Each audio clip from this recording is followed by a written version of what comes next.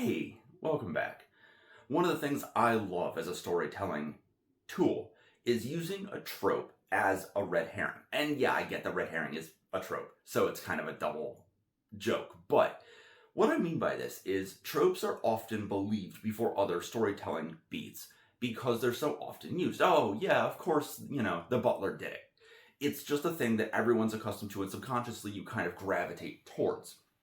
And so it's really easy to say, okay, this town has something malicious going on in it, and we believe that the Duke is using his political influence and political protections to extort the town and to, murder those that oppose him and, run the town under his iron fist.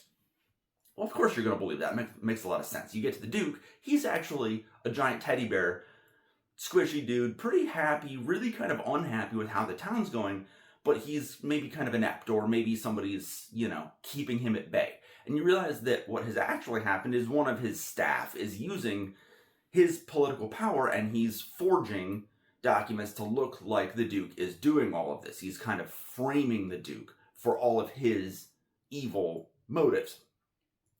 And so the Duke is actually probably not maybe a bad person, but because you've used that trope, now the party's thrown their hand by confronting the Duke. This other person knows and has set another plan in motion. So the party's actually on the back foot, has to catch up with this other person. Maybe the Duke even helps them to some extent. And it's just such a great kind of swerve at the last second to say, hey, wait, this isn't right.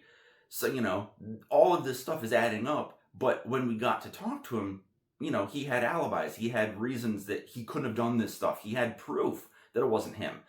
Plus, he just seems like a nice guy. Like, maybe we misjudged this guy. And, oh, hey, look, it's one of his guards is actually this incredibly villainous person that's been hiding in plain sight. So, using tropes as a misdirect is so great because subconsciously, a lot of people will just kind of gravitate towards it. And it's an easy way to throw a wrench in the works. Just my 2 cents. Thanks for watching, and as always, may your stories be as interesting as you are.